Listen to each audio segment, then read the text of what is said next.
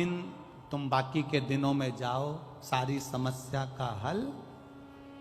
जम जम के बोलो जरा, 1 लोटा जल। पर सावन के महीने में 2 लोटा जल। घर से चलो तो लोटे के ऊपर लोटा हो, डबल देगा।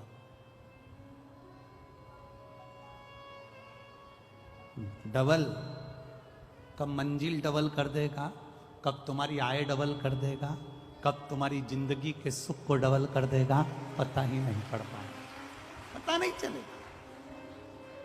डबल।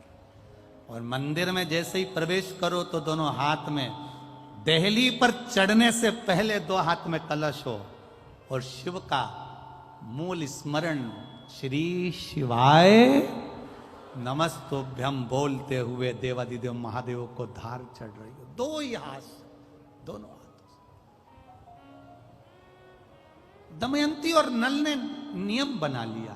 अब इनको मालूम नहीं पड़ा कि सालों निकल गए, निकलते निकलते इनको नहीं मालूम पड़ा कि मलमास आ गया। और मलमास आया और वो मलमास, वो अधिक मास सावन के महीने में आ गया। संजोग ऐसा बन गया कि मलमास पूरा धीरे धीरे धीरे धीरे करते करते सावन के 15 दिन इधर रह गए, 15 दिन उधर रह गए, बीच में मलमास फंसा था।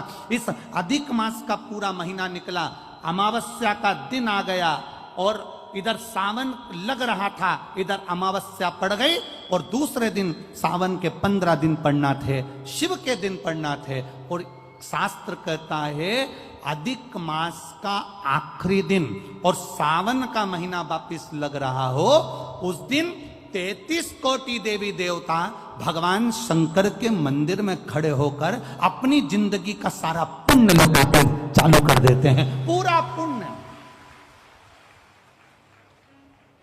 अच्छा चलो, तुम लोग यहाँ मैनपुरी में रहते हो तो गिरिराज जी जाते हो? गोवर्धन कौन कौन जाता है? जाते हो आप लोग? अब रखिए, तो वहां पर अमावस्या पूर्णिमा को लोग भंडारा चलाते हैं। चलाते कि नहीं चलाते? आप लोग तो यहीं रहते हो ना। कहीं कहीं अमावस्या पूनम को अमावस्या पूर्णिमा को भंडारा क्यों चलाते हैं? उसका कारण क्या है?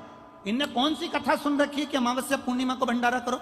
अमावस्या के दिन कोई शंकर का भगत आ गया, कोई शिव का उपासक आ गया, कोई शिव का ओघड़दानी का भगत आ गया, कोई नारायण का भगत आ गया, उसको कुछ खिला दो, उसका मुंह झूठा करा दो। आखिर कारण क्या है?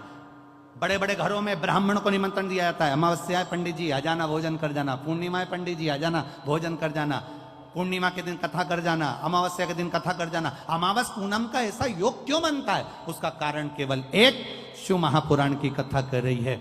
अमावस्या अधिक मास के 30 दिन पूरे हो रहे हैं। अमावस्या का दिन था, दूसरे दिन सावन का महीना वापिस चालू, श्रावण वापिस चालू होना था। दोनों का जब संजोग होता है, सावन के अधिक मास का जब संजोग होता है, विराम का दिन होता है। आपको कथा में भी पहले कहा, मेहमान तुम्हारे यहाँ रहते हैं जब तक बच्चों को कुछ नहीं देते हैं। मेहमान जिस दिन जाते हैं 200-500 रुपए बच्चों को दे जाते हैं। अधिक मास का विराम का दिन और सावन का वापिस मध्य का प्रारंभ का दिन वापिस हो जाता है। जब अधिक मास विराम होगा, सावन वापिस चालू होगा, उस दिन 33 कोटि देवता, यक्ष, गंधर्व, देवता, पितर सब उस दिन लुटाते हैं, संपदा देते हैं, वैभव देते हैं। और उस दिन भूल से भी अगर एक कनेर का फूल शंकर भगवान पर चढ़ जाता है